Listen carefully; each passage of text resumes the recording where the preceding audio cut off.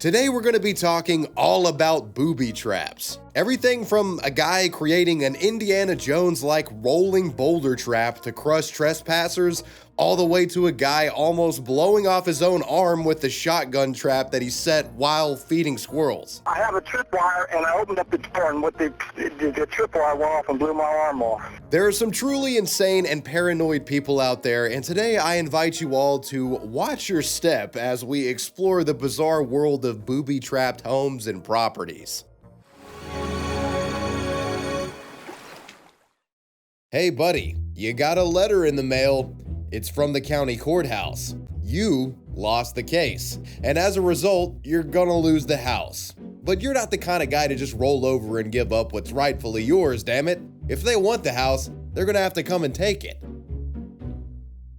Man sets up explosive wheelchair and rolling boulder traps to stop federal agents. Meet Gregory Lee Rodvelt. In 2014, this man, who bears striking resemblance to a high school lunch lady, I have to say, acquired a piece of rural property located on Dream Hill Drive in Williams, Oregon, and he would make this his homestead. And by homestead, I mean glorified junkyard. But it was his junkyard, damn it. The man got a slice of the American dream. For a bit there, old Greg was living the dream, but his elderly mother would come along and ruin everything for him. Come on, Mom. 2 years after acquiring the lot, Rodvelt got involved in a civil lawsuit wherein he was accused of committing elder abuse against his 90-year-old mother. From what I'm able to ascertain, it had to do with claims of financial exploitation, which could have been how he got the Dream Hill plot in the first place. Turns out there was merit to the mother's claims, and a state court in Oregon sided with the lady, granting her a $2.1 million judgment. That money would of course be coming from her man-child, butch lesbian-looking son, Gregory. The court later ordered Gregory's Dream Hill property to be sold, so he could pay the money that he owed towards his mom. But as you might expect, Mr. Rodvelt, in fact, kept living there for a good while and would commit more illegalities in the coming months and years instead of immediately making efforts to pay what was owed. In the time following the civil case, the 67-year-old elder assailant had multiple run-ins with the law. There were a few unspecified domestic violence charges levied his way, and in 2017, he was in a standoff with police several states over in Arizona. That situation ended up with him getting arrested and charged with unlawful possession of explosives. Why did he have explosives? I'm sure it was for the annual Dream Hill 4th of July display, right? Now, I know you guys are wondering, wait, doesn't this guy owe the court his Dream Hill house? How had that not been taken care of if he's getting arrested multiple times by police? Nobody brought this up? Yeah, it's a good question to ask, so just follow me for a second. So after being arrested for the explosives thing, the court brought this up. Yo, wait a second, bro, don't you still owe us a house? Can we get that? Gregory was put on notice about the domicile, and a legal receiver was finally assigned to take control of it and, sell it. Things were starting to move along with his house liquidation, but considering it still had tons of shit and junk strewn about, well, it wouldn't be the easiest sell. So with this in mind, in August of 2018, Rodvelt was actually let out of jail for 2 weeks on his own recognizance so that he could tie up loose ends pertaining to the property before the receiver takeover. What could possibly go wrong? After being let out of jail, Gregory went to the old Dream Hill property and began cleaning windows, mopping floors, and repairing drywall. Which is a euphemism for he actually just started setting intricate booby traps intended to maim or kill anyone who dared to try to enter the property and make attempts to sell it. And then he left and went back to Arizona. The result of this lunatic's malicious machinations would become apparent to federal law enforcement agents, who on September 17, 2018, at the request of the legal receiver, came to claim and inspect the Dream Hill property. I'll be heavily sourcing a report from KGW News out of Portland, Oregon for this segment, which is essentially a harrowing walkthrough of the Dream Hill property and an exploration of the traps that this maniac set. When court-requested federal law enforcement agents arrived at the property, they were immediately met with ominous signs warning those who may enter. Not only were there your typical trespassing signs, you also had your totally normal and not out of the ordinary warning property is protected by improvised munitions signs. Probably nothing to worry about, right? As agents moved deeper into the driveway, it would become almost immediately apparent that they were in for something truly memorable. They spotted a number of spike strips left by Rodvelt on the gravel trail, the guy obviously intending to pop the tires or puncture the foot of anyone who tried traversing in here. Moving these hazards aside and making their way deeper into the lot, they arrived at the gate of Rodvelt's front yard. The gate entrance was blocked by a parallel parked minivan, which upon inspection was found to have had a steel animal trap set to go off if someone tried lifting up the hood of the vehicle. I think the idea here by Rodvelt was that if somebody wanted to move the van, they'd have to get under the hood and manually change the gear of this thing to neutral. Well, if you did try to open the hood, bye-bye to your fingers when you reach up there and try to jiggle the hood latch. The next trap discovered by agents as they slinked around the property was bafflingly enough this massive hot tub, which was set up to roll down a slope and crush anybody who tripped it by opening the property gate. Yes, this fent addict looking junkyard owner had his own Indiana Jones Disneyland experience in his front yard. The feds opted to bypass this ride and finally made their way to the front door of the house. According to the KGW News report, FBI bomb technicians detonated an explosive charge to breach the locked front entrance. As they entered, one of the bomb techs bumped into this wheelchair seen in the photo on screen, and moments later, a blast took out the agent. He was shot in the leg by one of those improvised munitions the signs from earlier warned about. Rodvelt might be a deranged psycho, but at least he's a man of his word. You're seeing the agent's bloodied pants on screen right now, and don't worry, he survived. Contrary to what you might initially think, this trap wasn't as simple as a fishing line connected to a shotgun trigger or something like that. It used a fishing line attached to the wheel of the wheelchair, which when moved would set off a connected mousetrap firing pin device that would then discharge a shotgun shell. So yes, the agent essentially got shot in the leg by a fucking Rube Goldberg machine.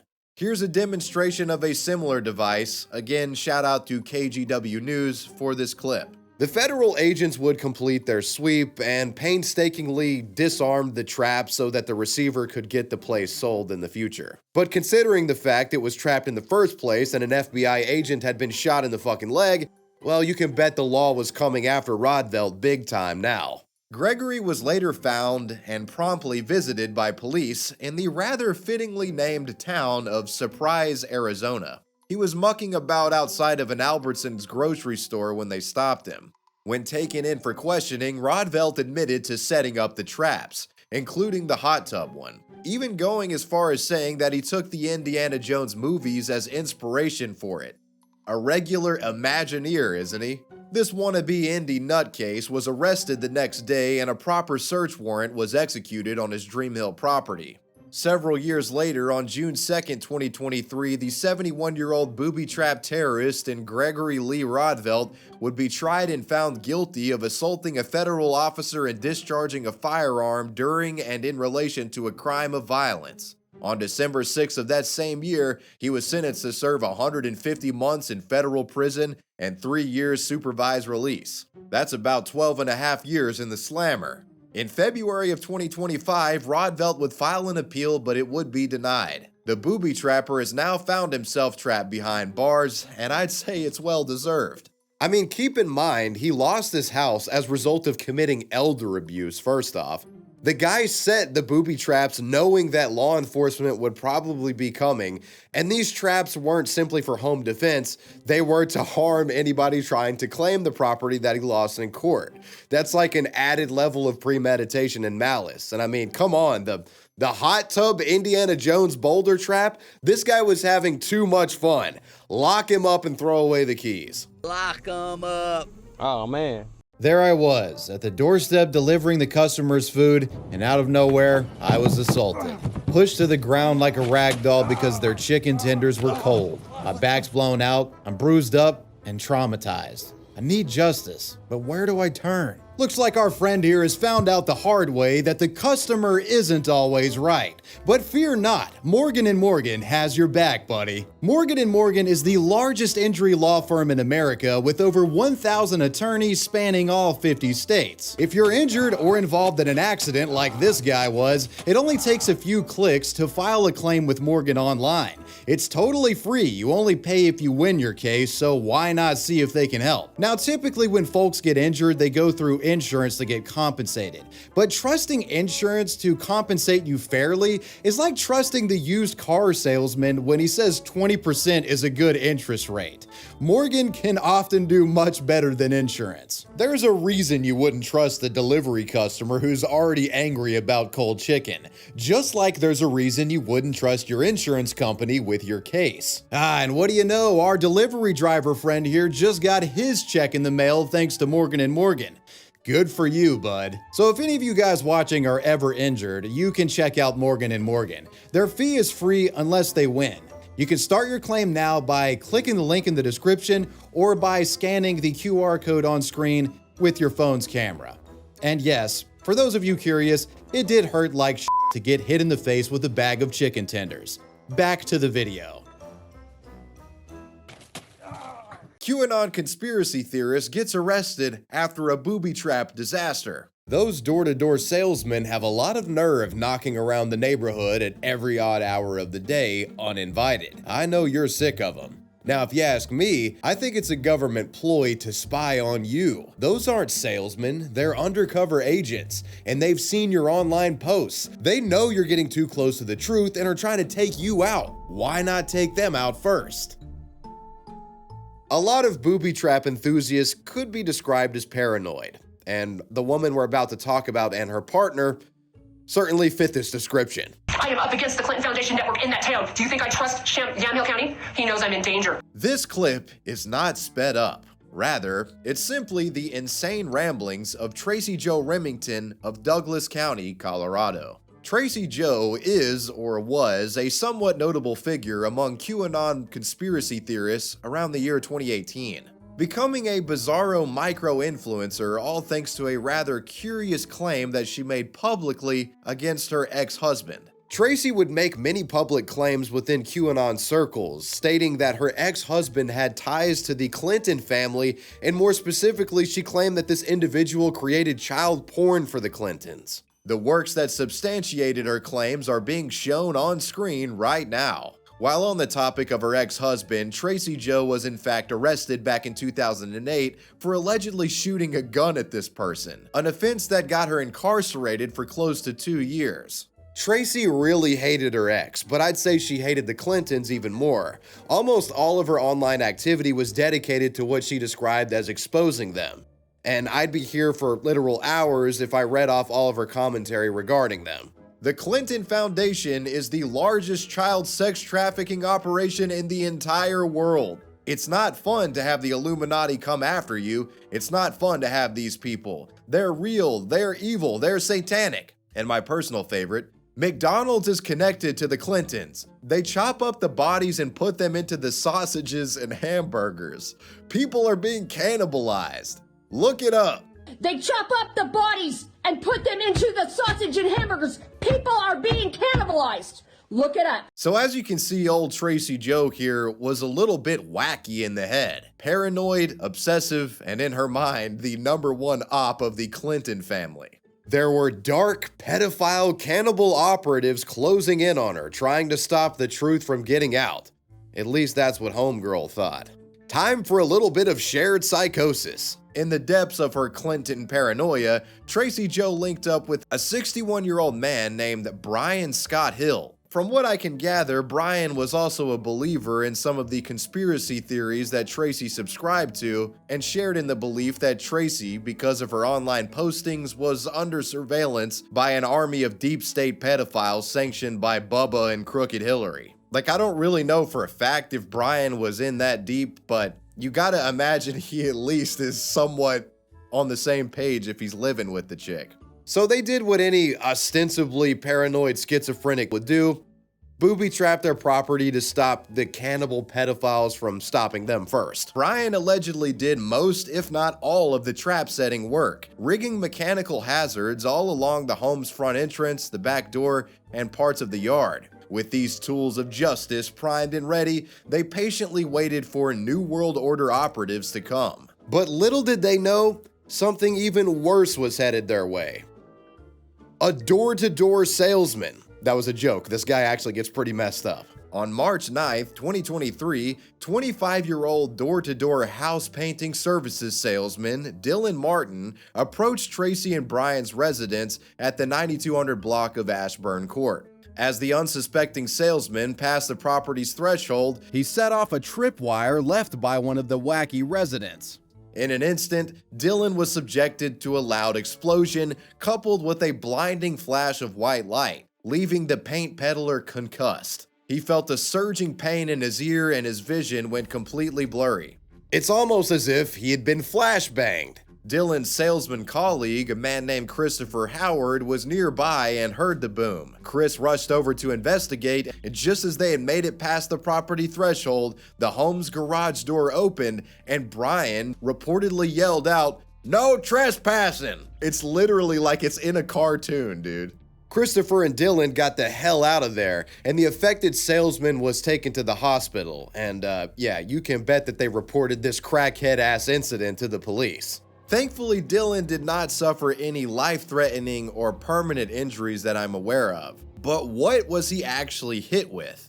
And what would happen to the paranoid freaks who allegedly set the traps? On March 15, 2023, deputies executed a search warrant on Tracy and Brian's booby-trapped residence. When searching the outside of it, they found what they believed had injured the paint services salesman on the front doorsteps. It was a trap that consisted of a tripwire attached to a firing pin mechanism that discharged what looked to be a shotgun shell filled with explosive powder. Essentially, a blank round blew up in Dylan's face. Police came across a similar device on the steps at the back of the house.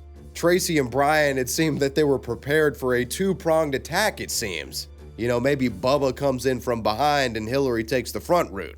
Officers also discovered a booby trap in the backyard that's been described as a loaded canister filled with pepper spray that when triggered would discharge in the face of a victim. Tracy Jo Remington and her partner were subsequently confronted about the traps and arrested. Tracy wouldn't receive formal charges for setting any booby traps, though she did reportedly at one point face misdemeanor charges for obstructing an officer and failure to leave premises. Brian was charged for the booby traps though, as it appears he was the one behind them. Brian subsequently failed to appear in court, and I can't find any information on if they ever got him to show up. Tracy's fate seems something of a mystery as well. Maybe the Clintons actually did end up doing them in. On September 30th, 2024, the affected door-to-door salesman Dylan Martin would file a lawsuit against both Brian Hill and Tracy Jo Remington for personal injury in the District Court of Douglas County. I hope Dylan gets some compensation, but I'm doubtful given how flighty these two seem to be. Whatever the case, I think this booby trap situation perfectly showcases why they're illegal. And of course, that's in regard to the indiscriminate nature of them. Those traps were meant for New World Order operatives, but they went off and injured a totally innocent door-to-door salesman. A gun don't fire unless you pull the trigger, but a booby trap goes off no matter who or what passes it. There's no judgment, just violence for the sake of violence. And that's downright dangerous, not to mention illegal. Moving on. Those old skeletons are out of the closet. The neighborhood learned about your darkest secret. It's only a matter of time before police pigs come to play in the mud, but you're not worried in the slightest. You've known this day was coming for years. The traps are set and the new graves have been dug. Let the games begin. Getting hit by your own trap. So having a house full of booby traps might kill or maim an unwanted intruder. But remember, they are indiscriminate, thoughtless. Anybody can get it. Even you, the trap setter. I mean, after all, the trap setter spends more time around the traps than anyone else. All it takes is one haphazard trip to the fridge for another beer and, well, you've lost an arm to a shotgun blast from a jerry-rigged fishing line attached to a spring lock device. Was that the bite of 87? Self-inflicted booby trap disasters happen more than you think. Take Edwin Smith's case, for example. A 69-year-old man from Shelby, North Carolina, who on October 15, 2018, at around 11:30 a.m., had gone outside to feed some squirrels in his backyard. As he was going outside, bam! Edwin was hit by his own booby-trapped shotgun. Apparently, sometime before this incident, Edwin had winched up a shotgun to hang by his back door. He wired and rigged the thing to go off on anybody trying to come in through that entrance. Now, I'm not exactly sure if this was a situation where he had just recently set it up and wasn't in the habit of remembering where it was, or if it was just like a door that he rarely used and that's why he forgot about it. But regardless, he had been shot and was hurting bad. Severely wounded, Edwin managed to dial 911. And here's some highlights from that call. Cleveland County 911. Sent an ambulance over to 1. I blew my arm off. Please hurry, I'm gonna die. Okay, well, how did this happen, sir? I have a tripwire, and I opened up the door, and with the tripwire went off and blew my arm off. I'm gonna die. I'm in the driveway. I'm gonna die. Just tell everybody I love them, okay? Sir, we got help on the way. Is there anything you can control the bleeding with? No, I'm out here in the driveway. My arm's blowed off. Yeah. I'm shot. Oh, shit. Ambulance on his way? Yeah. Damn, what did you shoot yourself? Sitting in your chair? Nah, the fucking gun over there with the squirrels. This is sucks. Fucking squirrels did me in, buddy. You sure the ambulance is on its way? Yeah, the guy's on the phone. You there? Yes, sir. We need you here, buddy. He shot his arm off. I know that, sir. They're coming as fast as they can get there. The shotgun went off? Yeah, I've just seen a squirrel. God damn, your own gun shot you. Yep. Are you sure you want me to get in the car? You're going to lose your arm, Ed. I know it. A responding deputy was dispatched to the residence who, upon finding our squirrely friend, applied a tourniquet to his arm. This stopped the bleeding and stabilized him for the moment, and Edwin was shipped off to the local hospital. In response to a guy almost killing himself with his own booby trap while feeding squirrels, the county sheriff said, quote, "I've never seen anything quite like this," unquote. While you might be tempted to think Edwin was hiding some dark secret, it just wasn't the case in this situation. Yes, he was a bit on edge about trespassers, you could say. That's a fact, though. The guy's yard was full of signs expressing this sentiment. One sign specifically warned against crackheads, drug dealers, and illegal aliens. His biggest crime was perhaps being a bit too paranoid, and well, you see where that got him. Thankfully, Edwin's arm was saved from what I understand, and he recovered from this incident. They just don't want to see a black dog win an election. Ignorant folks keep stealing your campaign signs. It's a damn shame how divided our country has become. Nevertheless, thieves must be taught a lesson. Next time they try to get cute with this candidate's sign, they'll be in for a shocking surprise.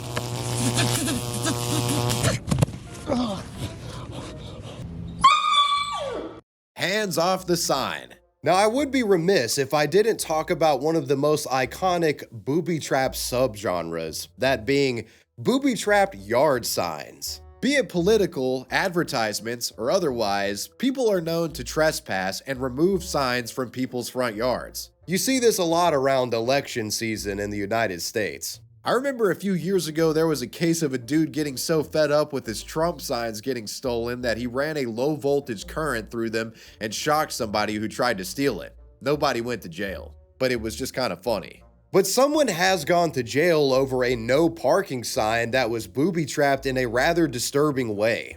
51-year-old Jason Scott Curley lived in a mobile home on County Road 130 in the city of Oxford, Mississippi. Apparently, the parking situation in the neighborhood had become tense, to put it lightly. Throughout 2024, Jason became entangled in conflict with the neighboring public school after parents and people working at the school started parking their cars in a way that frequently blocked his driveway. Add that with another public entity that neighbored him, the Lafayette Fire Department, and a community center nearby, well, Jason was apparently inundated with cars blocking his drive. Fed up with these parking violators, Jason set up various no parking signs all around the vicinity of his mobile home property. The only issue is that some of them were allegedly not on his property. Jason had gotten a little cavalier and apparently set up no parking signs on other people's lots or public lots, which in turn would be removed by these property owners or entities. And when he saw these getting removed, the already on edge Jason snapped. And what was first nothing more than some standard neighborhood no parking drama, well, it would turn into actual bloodshed. On November 20th, 2024, a furious Jason Scott Curley allegedly stepped foot on a neighboring property near the school to replace his removed no parking sign. But this replacement sign was hiding something insidious. Later, an unassuming woman would see the sign and attempt to move it. But when doing so, she cut her hand wide open. Jason had booby-trapped the sign with hidden razor blades. The woman had to get medical attention over the matter. She went to a nearby store to get help and clean up the wound. County police were notified about the incident, and Jason was later arrested on charges of aggravated assault for purposely attempting to cause injury, and he was taken into the Lafayette County Detention Center, held on a $20,000 bond. Jason certainly had a right to be upset if people were blocking his driveway, though it appears in his crusade to get back at those who were blocking his lane, he got a little bit too zesty. The woman's injuries were thankfully minor and she was expected to make a full recovery. As of now, Jason's case is still pending. You know, I guess I probably should explain why booby traps are illegal in the first place. I mean, if people are trespassing or even worse, breaking into your house, shouldn't it be legal to teach them a lesson? You know, come on, maybe just a little non-lethal shotgun shell blast? Yeah, sadly you can't do that. The reason they're illegal stems from the indiscriminately violent nature of booby traps, and it all goes back to a 1971 case. Briney versus Catco. So the Brineys were this family that had this big property in Iowa, and on it was a farmhouse that was unoccupied. Well, apparently they were having issues with trespassers and looters breaking into it and stealing shit all the time. So in an effort to protect it, they set up what's been described as a spring gun booby trap inside of it. This deadly trap would eventually be triggered and shot a local burglar by the name of Marvin Catco, who had broken in trying to steal some glass jars. He got shot in the leg in the process.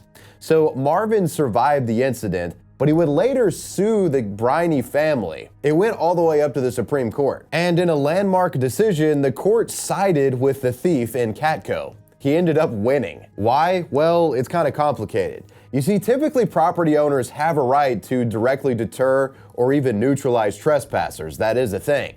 However, in the eyes of the Supreme Court, a booby trap wasn't a valid method of deterrence, as they can be lethal and deadly force can only be justified if there's an immediate threat to the property owner's life. There were no humans around at the time when Catco broke in there and the trap went off and hurt him. The law tends to value human life over property, and you can say that because there were no property owners' lives in danger from Catco's break-in, potentially killing him with the trap would have been excessive and illegal. At least that's what the court said. One of the biggest parts of using the self-defense argument in court is that you have to make it clear that you were in fear for your life at the time of killing or your attempted killing of a person. And well, the Brineys were definitely not in any danger when their trap went off. They didn't even know it had hit anybody for some time. Catco won the case, set booby trap precedent, and walked away about $20,000 richer. But Catco versus Briney is really only part of the story when it comes to why booby traps are illegal. Other cases surrounding these traps have emphasized the indiscriminate nature of the booby traps as being particularly problematic. For example, let's say you set a booby trap at your back door to stop intruders, but one day you suffer a medical emergency and call 911 and a first responder comes in through that way and gets killed by the trap trying to save your life. There's just so much that can go wrong when a property is hiding lethal traps ready to go off on whoever triggers it, friend or foe. That indiscriminate nature is a big problem. So for those of you wondering why booby traps are illegal, I hope that puts it into perspective for you. All right, I'm sure there'll be plenty of comments down below. Moving on. Our next chapter, is called getting away with it. What if someone sets a booby trap and another person is physically affected? You're almost always going to face legal consequences, right? Sometimes, in particular circumstances, folks have gotten away with it.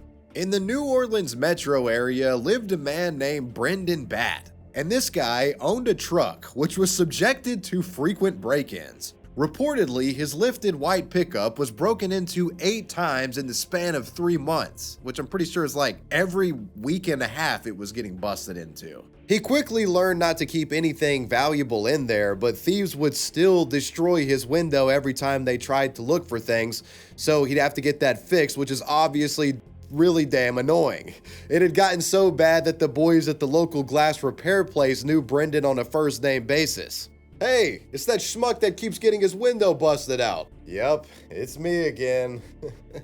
In response to this, Brendan, who worked as a veterinarian, decided he'd set up a mechanism to trap the vermin who were pilfering his vehicle time and time again.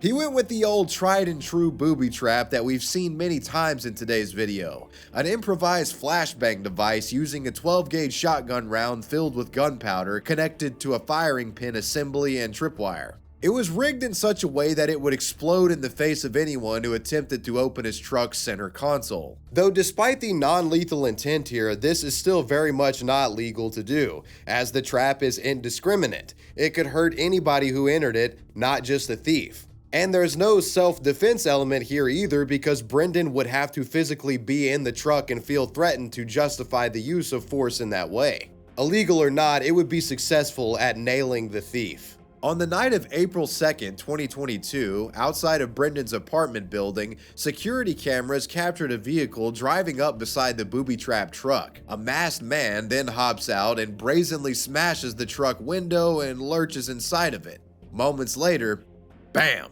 Blasted right in the face, the robber is sent scrambling back to the getaway car, his crime spree cut short for the evening. I can only imagine the feeling of satisfaction Brendan experienced viewing this security footage. I'm sure he had a blast watching it. Others thought it was pretty funny too, as the recording would be shared online and went viral. Because of this, Brendan was contacted by numerous media outlets, eventually leading to an interview. After having his car broken into 6 times in the last 2 months, a local man decided enough is enough and took matters into his own hands. This is rigged with a pin right here and a tripwire. So as someone comes and opens the box, this pin is gonna get pulled. Boom. It's an explosive blast caught on camera going viral. The guy gleefully skips up to my car in the video. He's like bunny hopping up there like, here we go, I'm about to get, who knows what's in this one, you know? And then he finds out what's in there is not what he was looking for. Despite what he did technically being illegal, this is one of those cases where the dude was clearly morally justified in every way and seemed like a chill guy, and the thief was obviously a scumbag. Well, just nobody really cared enough to enforce the law here. Though police didn't want people to go on a booby trapping spree around the city, so to cover their ass, they made this statement. While we understand the frustrations our citizens have with crime, rigging an explosive device to detonate inside a vehicle is illegal and a bad idea. The New Orleans police would also state outright that Brendan Batt would not be facing any charges and that they were actually assisting in finding who the attempted burglar was. I include this one because it shows that there is some gray area with booby traps. A lot of how the cops look at it can really just come down to optics. This guy's trap did little other than startle a guy who busted his window open. No harm, no foul, right? I mean, the same goes with the squirrel guy who deployed a trap on himself by accident. You gonna charge that guy for making a booby trap? I don't think so. It's all about optics. Did someone get killed? What was the motive for the trap? Does it look funny going off on video? A lot of this does seem to matter in regard to getting jail time for making booby traps.